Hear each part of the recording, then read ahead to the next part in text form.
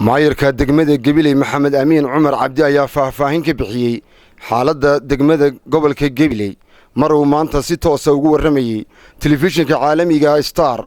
aad iyo aad ku soo dhaweynaa runtii magaalada Gabiley TV-ga caalamiga Star TV waxaan ka mahad celinaynaa booqashada noogu timaadeen anagoo ku guda jirnaa hawl maalmeedkayga caadiga ah runtii degmada iyo dadkuba aad iyo aad u wanaagsan yihiin xaalad fiican baan ku jirnaa alxamdulillah ilaahay looga mahad celiyo guud ahaan ciidii baa laga soo noqdo ma sha Allah dadku si wanaagsan oo qurux badan u ciideen alxamdulillah xaaladda degmada Gabiley aad iyo aad u wanaagsan tahay runtii waxa la socotay in kamid ahayd meelihii abaarta baahsanay runtii ka dhacday imika alxamdulillah waxa way roob mudooyinkii u dambeeyay uu daay wali aanay jirin dalag soo go'ay oo la oran karo dadka abaartii beesha uu ka saaray hadana alxamdulillah deebiyeen oo la haystaa dadkuna way qaboobeen dadaaladii dadka abaartu saameysay loogu jiray in lagu gaarsiiyo raashin oo lagu gargaarano wali way socdaan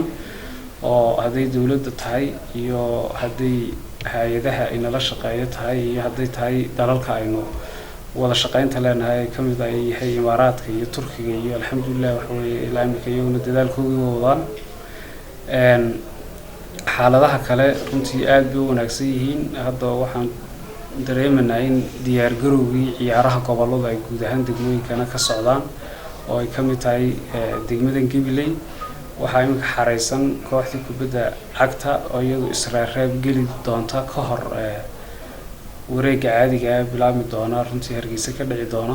geesta kale waxa maayirka wax laga weydiiyay muddadii uu xilka hayay wixii uu qabsoomay gobolka Gabiley waxaan u yiri maayirku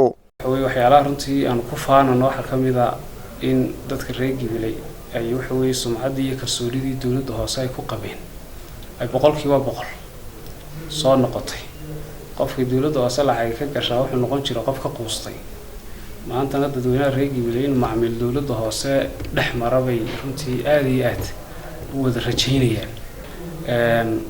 deyn badan oo aan la wareegnay lafteedu waxay caqabadaha ugu waaweyn ee hor yaala oo waxaanu door bidnay in dadka deynta liwa muwaadiniintii degmada Gabiley u dhashay waa dad yar oo waxa ay isku celcelin jireen marka meeshii ka baxay qaarkood meherada ka xidhnaadeen markaas aanu dadka iyaga iyo noloshooda u soo celino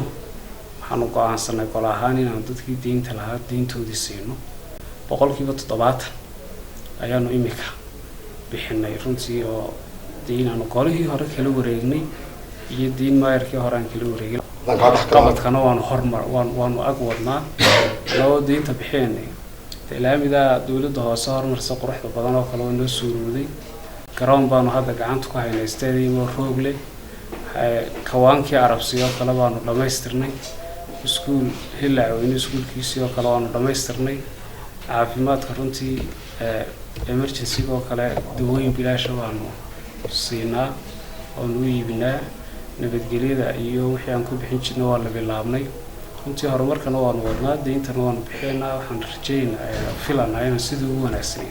Umar Aw Ali telefishinka caalamiga Star Gabiley.